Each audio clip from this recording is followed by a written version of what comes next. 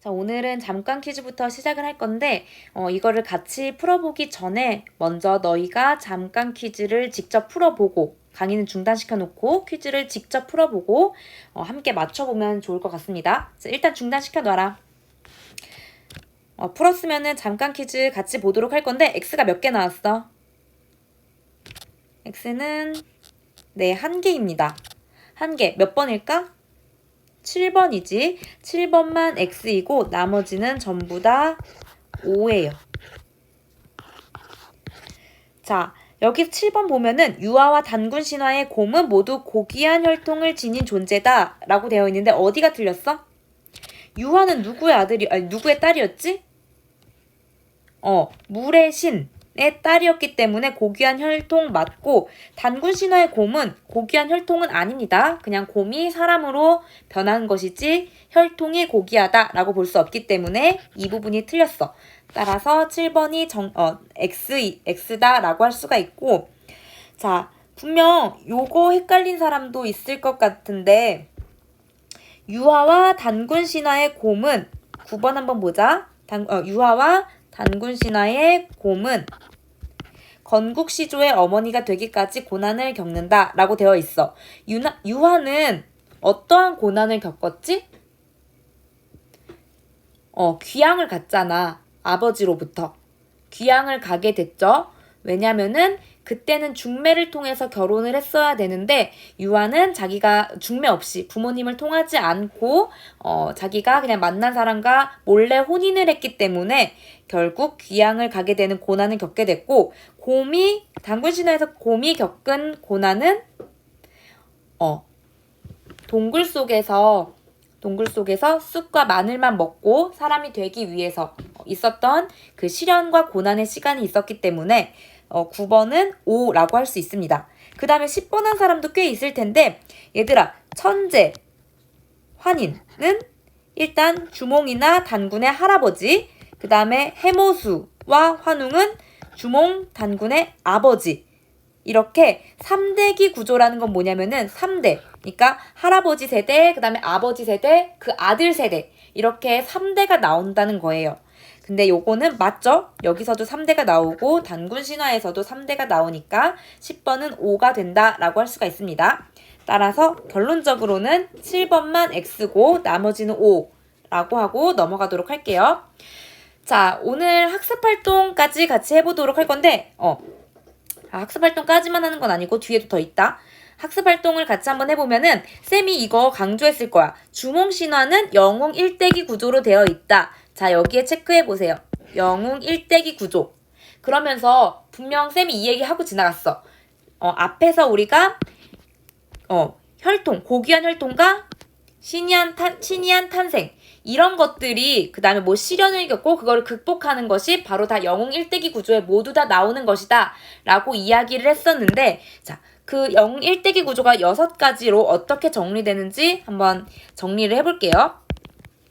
먼저 주몽신화는 영웅의 일대기 구조라고 되어 있으니까 이 영웅의 일대기 구조가 어떻게 주몽신화에 적용되는지를 같이 한번 보면 될 것 같아. 자, 그러니까 여기 지금 색깔 칠해져 있는 부분이 바로 영웅 일대기 구조를 말하는 거고, 그 다음에 여기 흰색으로 되어 있는 부분이 영웅의 일대기 구조를 주몽신화에 적용시킨 부분이다 라고 하면 될 것 같습니다. 영웅 일대기 구조라는 게 따로 있어서 그런 구조를 가진 작품들은 대부분이 이 6가지, 대부분이 아니라 전부 다 이 6가지의 구조로 이루어져 있어. 예를 들면 쌤이 뭘 얘기했었지? 홍길동전도 그렇고. 자, 그럼 한번 보도록 할게요. 먼저 무슨 혈통? 신의 아들, 신의 딸이 엄마 아빠였지? 고귀한 혈통. 자, 그래서 아빠는 천재의 아들이었고 엄마 유아는 누구의 딸? 하백의 딸이었지. 하백의 딸이라는 거. 자, 그 다음에 보면은 무슨 탄생이야? 신이한 탄생. 평범하게 탄생하지 않았다라는 건데, 유아가 햇빛을 통해 주몽을 잉태하고 뭐를 낳았어? 여기에다 원래 괄호를 해놨어야 되는데 알을 낳은 거, 알에서 태어난 것이 바로 이 신이한 탄생이라고도 볼 수 있고, 그 다음에 기아와 구출, 알 상태에서 뭐로 버려졌지?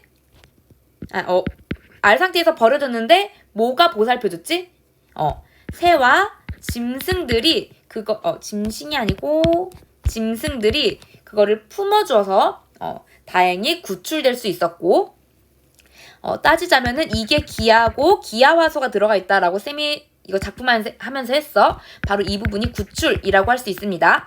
그 다음에 평범의 반대말, 비범한 능력을 지니고 있었어. 주몽의 골격과 외모가 다른 사람들보다 좀 유달리 영특하고 기이하며 뭐를 잘 쏴서 주몽이란 이름이 붙여졌다? 활을 유난히 잘 쐈다. 근데 이렇게 기아를 겪고 기아화소가 적용되고 그 다음에 구출이 된 다음에 계속해서 잘 살아간 게 아니라 뭐를 겪었어? 성장 후에 시련을 겪게 됩니다. 그러니까 보통 영웅의 일대기 구조에서는 크게 시련이라는 건 두 번이 나오거든? 아주 어렸을 때 기아화소에서 나오는 시련 1과 성장 후의 시련 2, 이렇게 총 2가지 정도가 나와요. 영웅 일대기 구조에서는. 자, 이 주몽이 겪는 시련은 뭐였었냐면은 금왕의 아들들보다 좀 더 능력이 특출나서 주몽을 죽이려고 했던 거.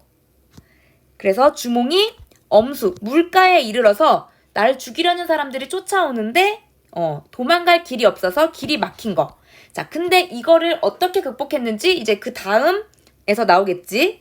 시련을 극복하게 되는데 이 시련을 극복을 어떻게 했냐면은 주몽 자신의 신분을 밝히자, 나의 조상이 신이다 라는 거를 밝히자, 고귀한 혈통임을 밝히자 물고기와 자라가 다리를 놓아주었고, 이게 바로 시련 극복이 되겠네.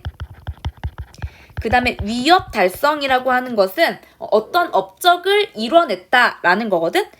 주몽이 이뤄낸 업적이 뭐야? 결국 부여를 탈출해서 어떤 나라를 건국했어?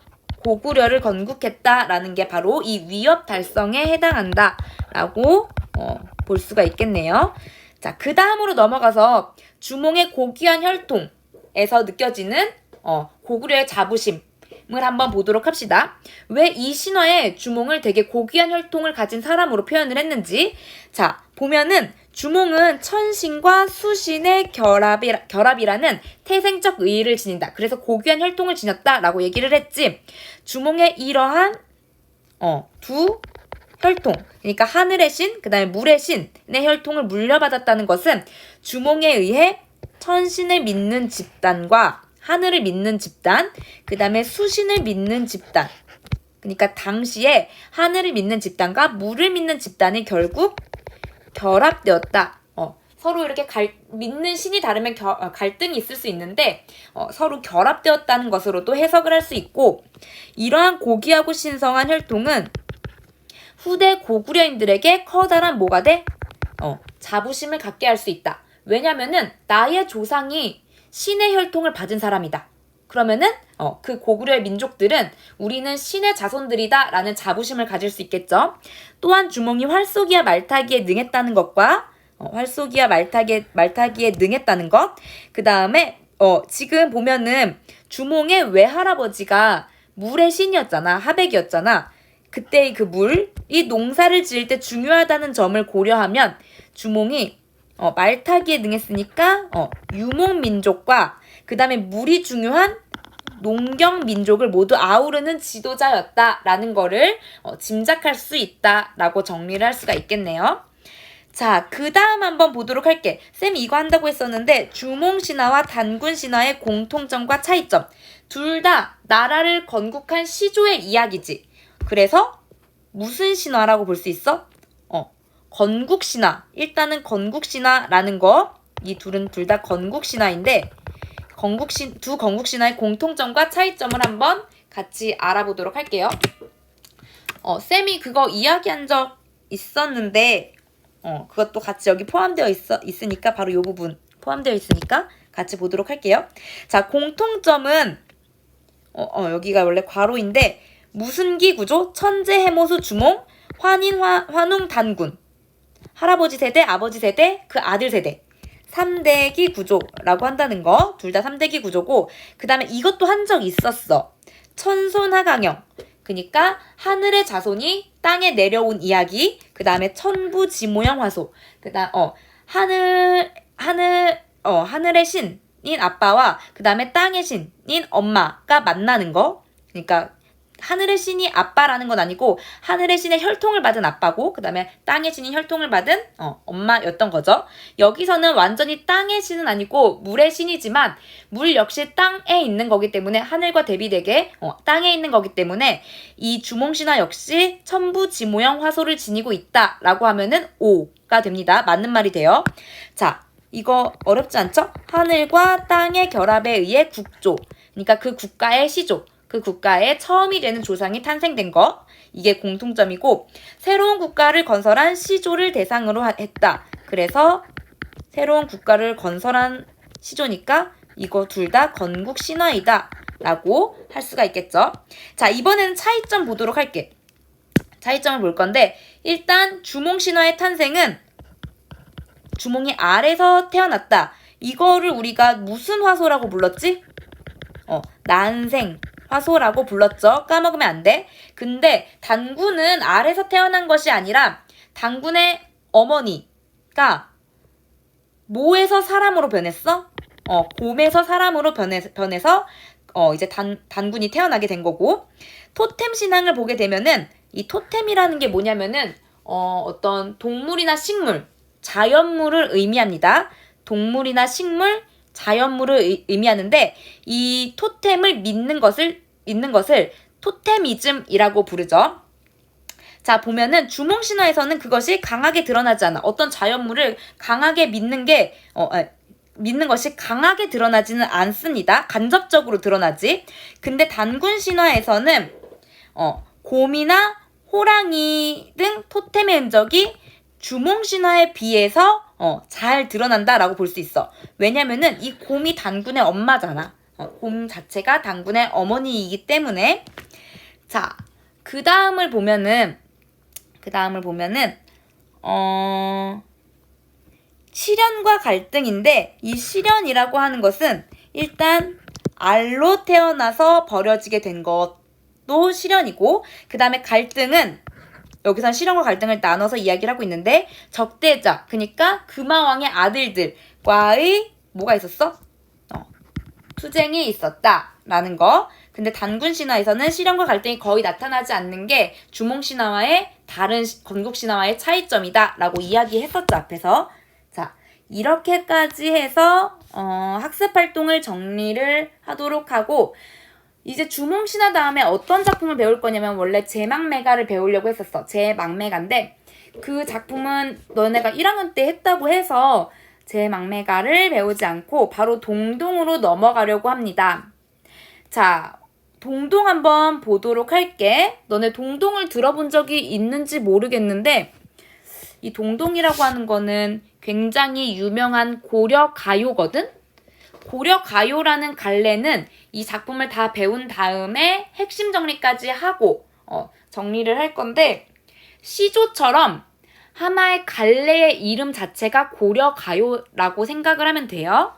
자, 먼저 보도록 하면은 작자가 누구인지 정확하게 알 수가 없어.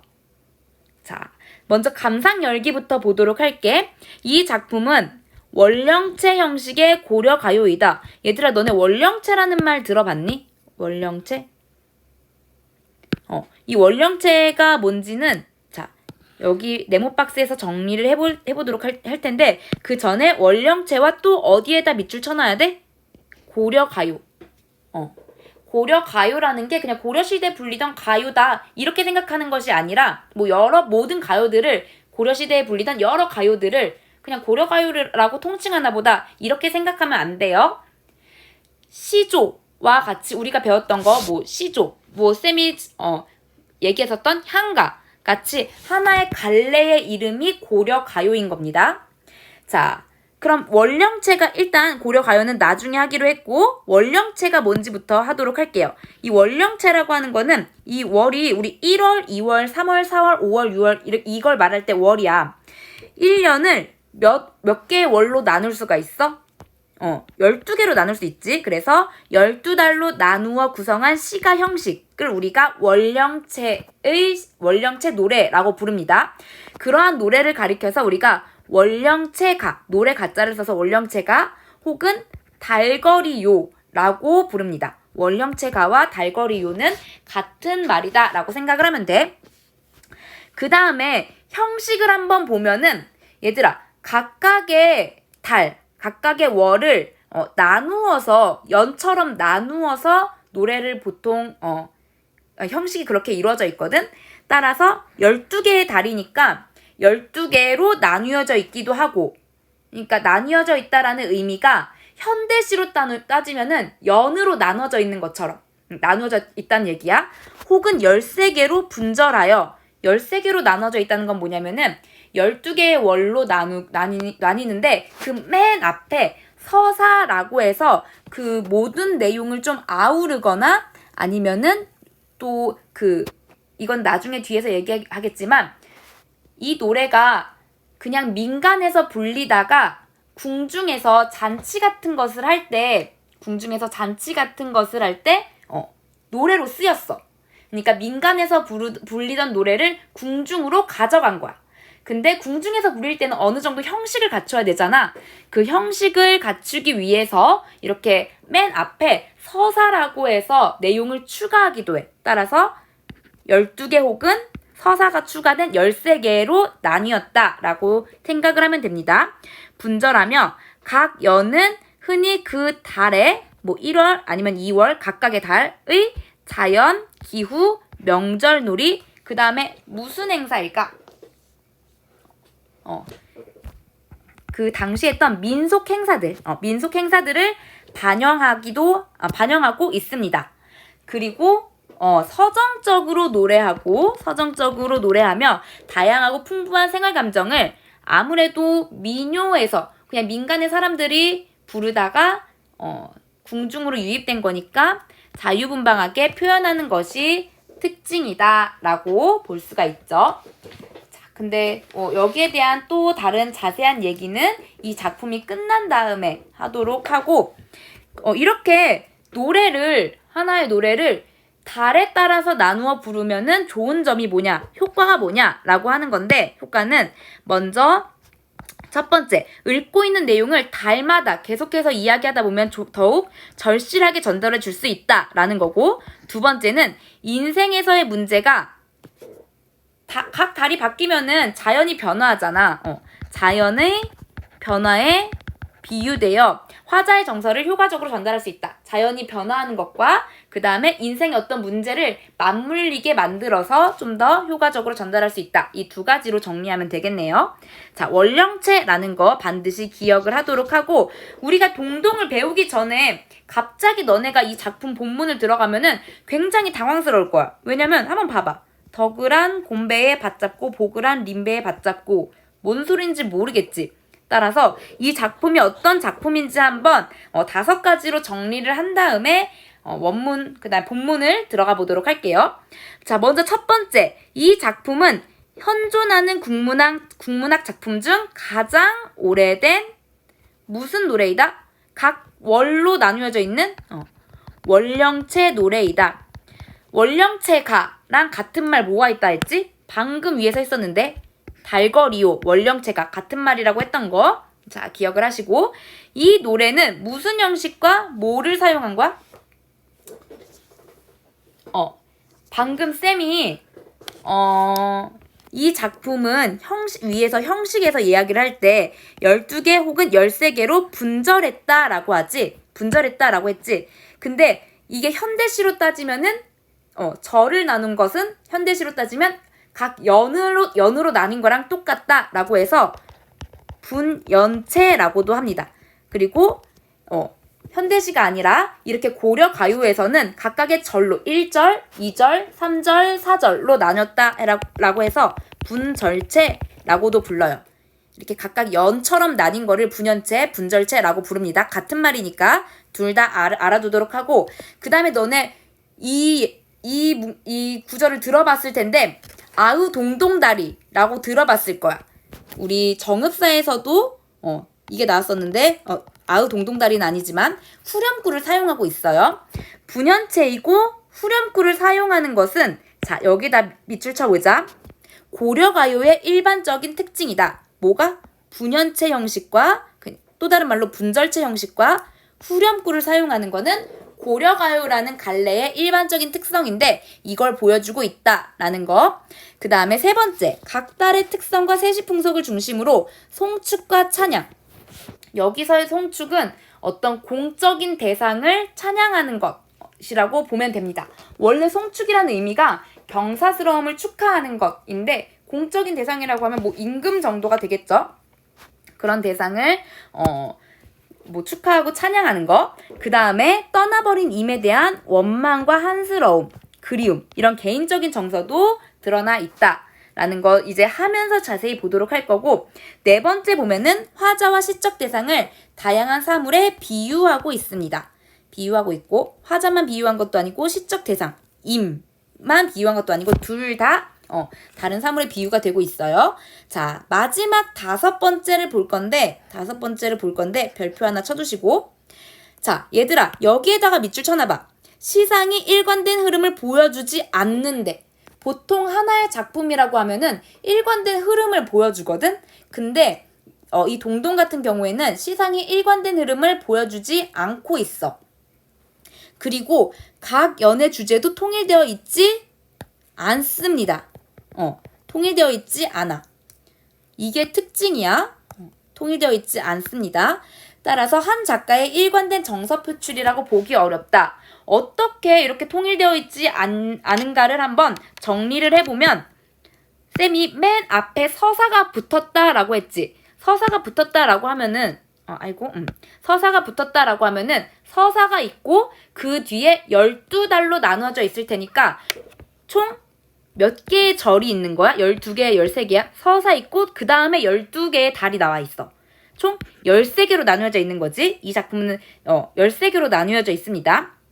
분절되어 있어. 13개의 절로. 자, 근데 그 첫 번째 나오는 서사와 2월, 3월, 4월에 대해서 노래한 그 절에서는 임을 향한 순수한 송도의 내용이 나와 있어. 자, 얘들 아까 쌤이 송축이라고 이야기를 할 때 그게 공적인 거라서 사적인 거라고 했어? 이거는 공적인 상황에서 경사스러움을 축하한다, 뭐 찬양한다 라는 의미로 사용이 될 수 있는데, 자, 공적인 거라고 생각을 하면 됩니다. 공적인 대상을 사랑하는 거, 공적인 러버야. 그러니까 이때 임은, 그래서 공적인 대상은 쌤이 보통 뭐가 될 수 있다 했어? 임금이나 임금처럼 높이 추앙된 공적인 인물이라고 볼 수가 있다. 송도가 나오면, 송축이 나오면은 공적인 인물이라고 보면 됩니다. 그 다음에 정월이랑 사월령. 정월은 언제를 말하냐면 1월이야, 1월. 1월과 4월에 관한 그 절에서는 무슨 정서? 개인적인 정서. 그러니까 공적인 인물이 아니라 개인적으로 사랑하는 사람, 임을 임으로 표현을 해서 그 인물에 대해서 화자의 원망적 호소를 담고 있다라고 볼 수가 있고, 그 다음에 6월, 7월, 8월령에서는 이제 공적인 정서, 서사, 2, 3, 4 월령처럼 공적인 정서와 개인적 정서, 1월령, 그 다음에 4월령에 나오는 개인적 정서가 이제 융합된 것처럼 중간적 정감의 노래가 나오고, 마지막 부분에 나와 있는 11월, 12월령에서는 임에 대한 그리움과 한탄에 대해서 노래를 부르고 있습니다. 그래서 이 노래가 굉장히 복잡하다라고 너네가 느낄 수가 있어. 안 그래도 지금 너네가 모르는 단어들이 이렇게 나오는데 내용도 통일성이 없고, 어디는 뭐 공적인 대상이다, 뭐 임금이다, 그 다음에 또 어디서는 이건 개인적 정서이다, 개인적으로 사랑하는 임에 대해서 이야기하고 있다, 이렇게 나오니까 너네가 헷갈릴 수 있는데 집중 빡 해서 듣도록 하세요. 자, 그러면은 왜 이렇게 하나로 통일성 있게 만들면 좋을 텐데 그렇지 않게 이렇게 작품이 만들어졌느냐라는 걸 한번 이유를 보도록 할게. 자, 이렇게 나온 것은 이 노래가 원래 연가적 성격의, 연가라고 하는 것은 사랑 노래라는 거야. 사랑 노래 성격의 민요였으나 얘들아 민요라고 하는 것은 어디서 부르는 거야? 궁중? 아니면 그냥 민간? 그냥 민간에서 사람들이 부르는 노래들이야.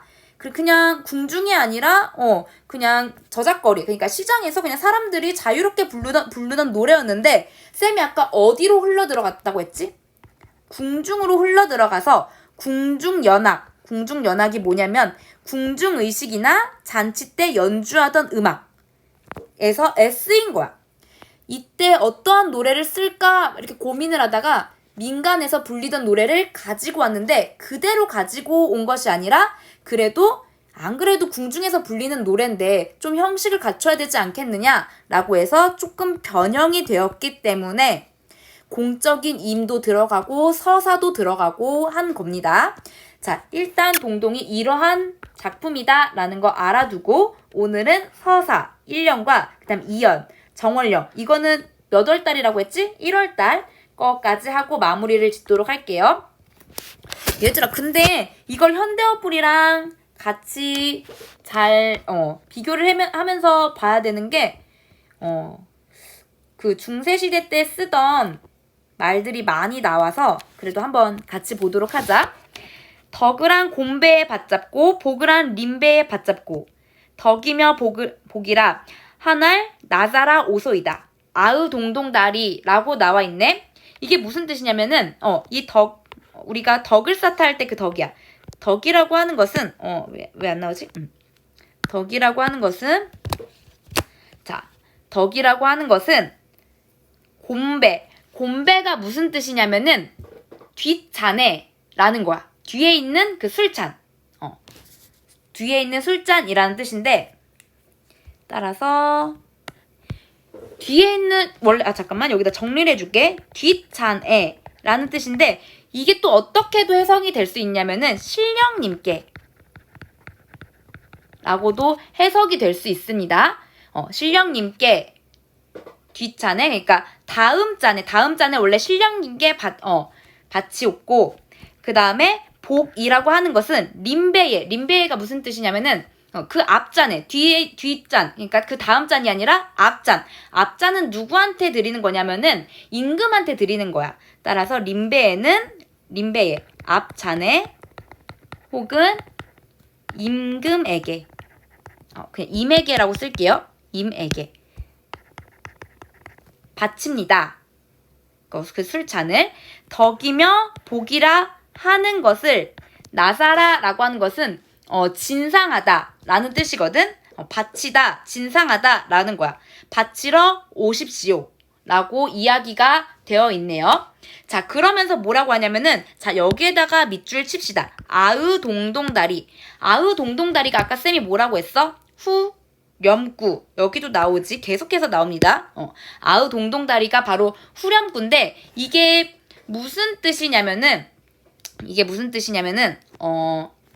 지금 동동이라고 하는 거는 북소리고 다리라고 하는 것은 우리 그 다리가 아니라 악기 소리를 흉내낸 의성어입니다. 그냥 악기 소리, 북소리, 악기 소리를 이렇게 아으 동동다리라고 이야기를 하는 겁니다. 그리고 이거는 렴구라고 했고 후렴구라고 하는 것은 아까도 얘기했듯이 고려가요의 일반적인 특성이다라는 거 까먹지 말도록 하세요. 자, 근데 얘들아 중요한 거 하나 하고 갈게. 이게 서사라고 했지. 서사인데 서사라고 하는 것은 쌤이 왜 붙여졌다라고 했지? 어디에서 불렸다는 사실과 연결 지어야 돼? 민간에서 불리다가 궁중으로 유입되었다라는 사실과 연결을 지어야 된다라고 했지. 자, 따라서 서사 한번 정리를 해볼게. 지금 펜슬이 배터리가 아니라 배터리가 없어가지고 지금 잘 안 써져서 잠시만요. 자, 이 서사라고 하는 것과 한번 연결을 시켜볼게요. 쌤이 이 부분을 일단 말로 할 테니까 기록을 해두도록 하세요. 기록을 할 수 있는 친구들 아니면은 다른 포스트잇에 필기를 해놓던가.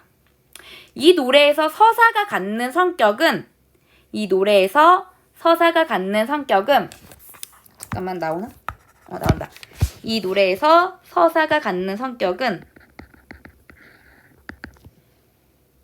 자, 이거는 궁중에서 불렸다는 사실과 연결지어야 한다라고 해야 되지. 자, 후대에 궁중 소각 가사. 또 안 나오네. 후대에 궁중 소각 가사로 수용되어 후대에 궁중 소각 가사. 궁중 소악이라고 하는 것은 아까 말했던 것처럼 궁중 의식이나 잔치 때 연주하는 음악을 말합니다. 후대에 궁중 소각의 가사로 수용되어 궁중의 의식 절차를 갖추기 위해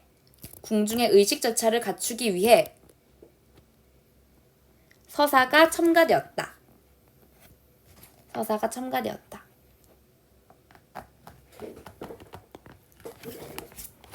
다시 한번 써볼게. 궁중소각의 가사로 수용되어 궁중의 의식과 절차를 갖추기 위해 첨가됨. 자, 얘들아, 이게 지금 궁중에서 불렸던 거니까 이때 나오는 임은 공적인 임이겠어? 사적인 임이겠어? 공적인 임이겠지? 쌤이 공적인 임은 뭐라고 했지? 임금이라고 해석을 하면 됩니다. 따라서 앞잔에 임에게라고 했는데 이거 결국 임금님께 라고 해석을 해도 괜찮겠죠? 그럴 가능성이 가장 타당한 해석이다라고 볼 수가 있는 거고, 자, 일단 이 서사 연까지 정리를 해보면 지금 이걸로 쓰다 보니까 아무래도 좀 쓸 곳이 부족하기는 한데 여기까지를 정리를 하다 보면은 일단 여기까지는 공적인 송도를 송축이 아니라 공적인 송도 역시 경사스러움을 축하한다라는 건데 공적인 자리에서를 의미해요. 뭐와 뭐를 빌고 있어? 덕과 뭘 빌고 있지? 복을 빈다는 거를 이제 이 서사 1년에서 이야기를 하고 있죠. 정월련까지 한번 해보도록 합시다. 이 시옷은 거의 의라고 해석을 하면 되는데 정월의 냇물은 날인물으니 냇물은 이란 뜻이에요. 어저 녹저 하는데 이게 무슨 뜻이냐면은 어저 얼고 녹고 하는데 세상 가운데 나서는 이 몸은 홀로 살아가네. 동동다리 뭐라고 했어? 이거 후렴구라고 했지. 자, 요거 한번 보도록 합시다. 쌤이 위에 있는 표에서 정월 1월달 거는 공적인 임이라고 했어? 아니면 개인적 정서라고 했어? 개인적인 정서를 노래하는 연이다 라고 했었죠. 자, 보면은 여기 한번 봐봐. 여기에 밑줄 쳐놓으세요. 어저 녹저 하는데 냇물은 얼고 녹고 하는데, 자, 여기에 한번 밑줄을 쳐보자. 냇물은 정월의 냇물은 얼고 녹고 하는데, 그러니까 정월의 냇물이 얼었다가 녹았다가 한다는 건데 이거는 중의적으로 해석을 할 수가 있어. 중의적으로 해석을 할 수 있습니다. 자, 어떻게 해석을 할 수가 있냐면은 먼저 첫 번째 어떻게 해석을 할 수 있냐면 먼저 첫 번째는 얼어붙은 나의 마음을, 그러니까 냇물이 얼었다가 녹잖아. 그것처럼 임에 의해 녹게 하고 싶다 라고 해석을 할 수가 있어. 자, 다시 한번 얼어붙은 자신의 마음을 누구에 의해? 임에 의해 녹게 하고 싶다. 임에 의해 녹게 하고 싶다 라고 해석을 할 수도 있고, 자, 이 부분만 밑줄 치지 말고 전부 다 밑줄 치자. 여기까지. 이거는 얼어붙은 나의 마음을 임에 의해 녹게 하고 싶다 라고 해석을 할 수도 있고, 왜냐면은 냇물은 얼었다가 녹으니까. 두 번째는 또 어떻게 해석을 할 수가 있냐면은 두 번째는 냇물은 저렇게 날이 따뜻해지면 녹는데 나의 얼음 마음은 녹여줄 사람이 있어 없어? 지금 없다라는 거지. 마음을 녹여줄 사람 없이 홀로 살아간다. 이렇게 두 가지로 해석을 할 수가 있습니다. 그래서 지금 중의적으로 해석이 될 수 있는 부분이다 라고 볼 수가 있겠죠. 자, 여기까지 정원령을 정리를 해보면 화자의 마음은 지금 어떻다는 거, 어떠한 개인적 정서를 이야기하고 있지? 고독한 정서를 이야기를 하고 있어. 그래서 지금 의미 없이 홀로 살아가는 외로움에 대해서 이야기를 하고 있습니다. 다음 장부터는 쌤이 조금 더 바꿔야겠다. 바꿔서 이걸 쓸 부분을 따로 채워줄게. 따로 만들어줄게. 자, 오늘은 여기까지 하도록 할게요. 고생했습니다.